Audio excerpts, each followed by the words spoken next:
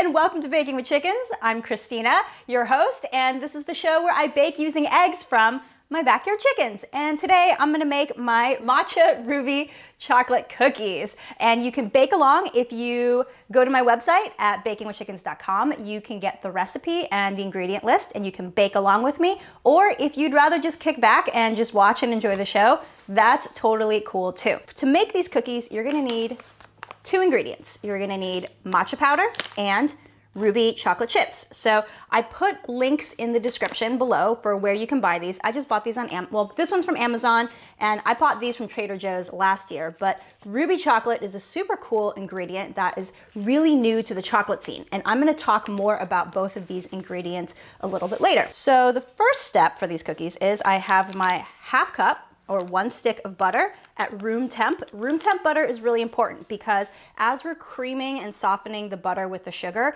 if it's not room temp, it's not gonna mix together very well. So I like to cut it up in smaller pieces so that it gets to room temp a little bit faster and it breaks up easier. So here's my half stick of butter going into the stand mixer. I'm gonna add in a 1/4 cup of granulated sugar. If you prefer less sweet sugars, you can add less sugar, but it will start to mess with the texture of the cookies, and any less and it starts to get more cakey instead of like chewy cookie-like. So 1/4 cup granulated sugar, a half cup of brown sugar. All right, so now I'm going to cream the butter and sugar together, and this is what gives the cookies its fluffy texture. So here we go. And my KitchenAid is a little squeaky, so please bear with us.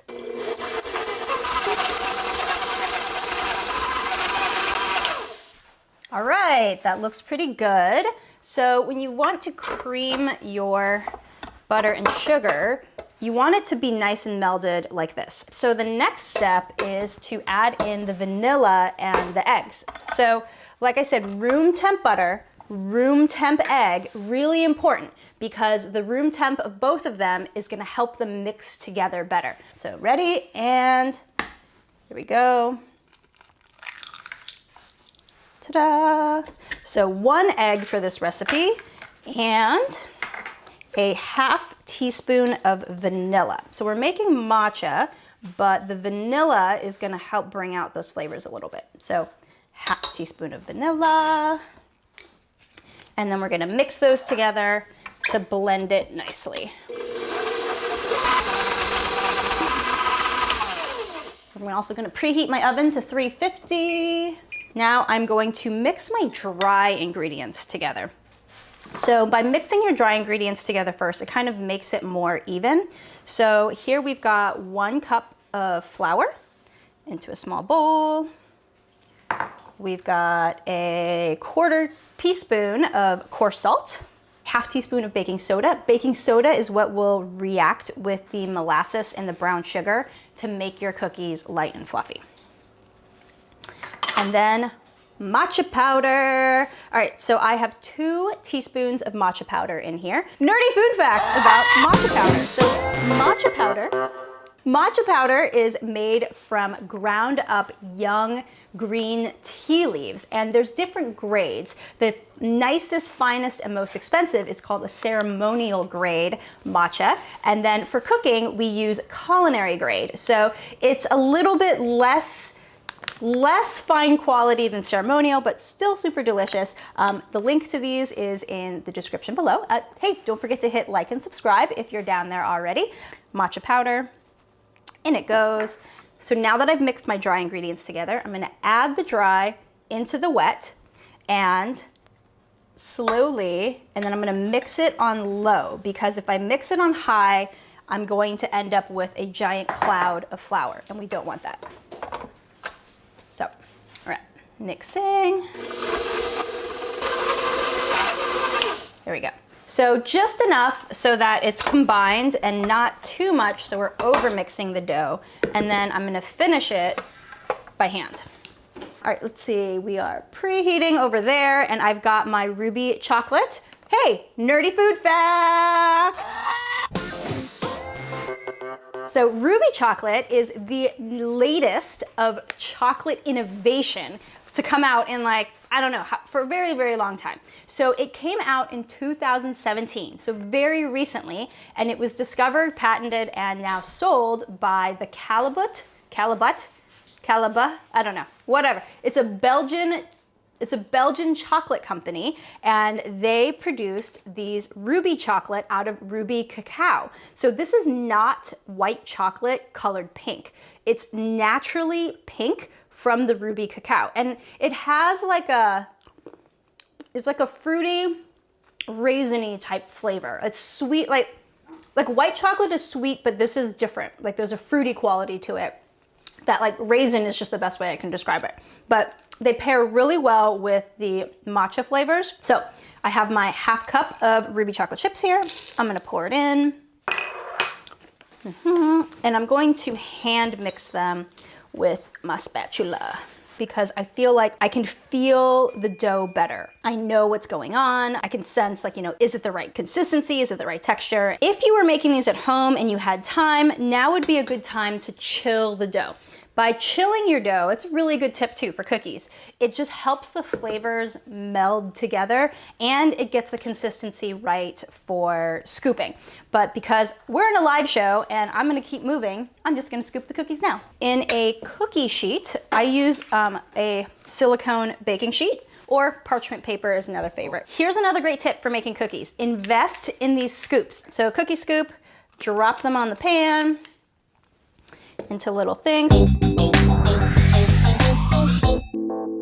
All right, so I've got my cookies, I place them apart, and then I'm gonna pop them in the oven to bake for about 9 to 10 minutes. Okay, so the reason these cookies are a little bit flat and they melded together, so they're not perfect cookies, but I think that's good because now I can tell you why and what happened. So you can learn from these mistakes. Okay, so the reason why is because I didn't chill the cookies. That is a really good way to kind of get the nice cookie shape, is to chill your cookie dough. Because the colder it is, it's not gonna spread as much. So cookies spread because of two things, butter and or sugar, and both. So the more sugar you have, the more it spreads. The more butter you have, the more it spreads. The less butter, the less sugar, it's gonna be more cakey-like. So because we overbaked them because we were visiting the chickens for a little bit too long, and because I didn't take a second to chill them. So, I mean, like if they're overbaked like this, like they're a little crispy, but they're fine, I'm just gonna eat them.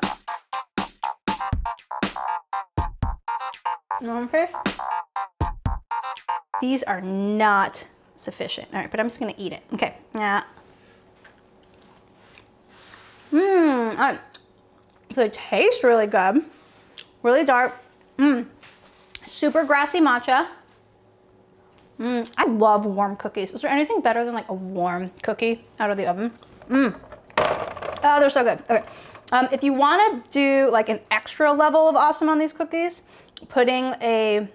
sprinkling some flaky sea salt on it would be really good. Man, these are a mess. All right, so for our first live, these cookies did not turn out very well, but that is okay because you know what? Mistakes happen. It's okay. I've made these cookies so many times and they've turned out perfect, and you know what? They just effed up this time. It happens. Whatever. It's okay. Don't get discouraged. Just keep on baking. That's what Bok-Bok-BAKE is all about. It's kind of like, oh shit, something happened. Oh, well, Bok-Bok-BAKE. Let's just keep going. We learn from our mistakes and we just keep going. Because that's what life is about. It's about learning from your mistakes and just continuing to move forwards, right? Like, what did we learn from this? Like, why did the cookies spread? Why did they do this? Because I didn't chill it. So if you take the time to chill your dough, they won't spread like this. So that is the end of our episode. Thank you so much for joining the first live episode of Baking with Chickens, you guys. This is huge. I hope you liked it. Next week, we're gonna make fruity pebble cookies, which I hope won't burn and will turn out better than this. If you like this, please share, like, subscribe, all that jazz. So this is an egg skelter. I keep my eggs out on the counter because fresh eggs have a natural bloom layer on them. So when you go to the grocery store, they're in the fridge, and you store your eggs in the fridge because they've been pasteurized. And pasteurized means you They wash your eggs in an antibacterial solution, and they wash off the chicken's natural bloom layer that is on the eggs. So nature already has this covered. So when chickens lay their egg, there's a little bloom layer that kind of envelops the egg, and it protects it from bacteria on the outside. So when I collect my eggs, I just put it in here, and then I just rinse it off right before I use it. So this egg skelter is a great way to store my fresh eggs, and I know the order of where they came, right? Because if I just put them all in this basket, I don't know which is the new eggs versus the old eggs. And if you've ever worked in a restaurant, FIFO, first in, first out, you want to eat the oldest before you eat the newer ones. So whenever we pull eggs, I pull from the bottom, and then these just kind of roll down. So that is it for this live episode of Baking with Chickens. Thank you, everybody, and Bok-Bok-BAKE. Miles. Oh, this dog.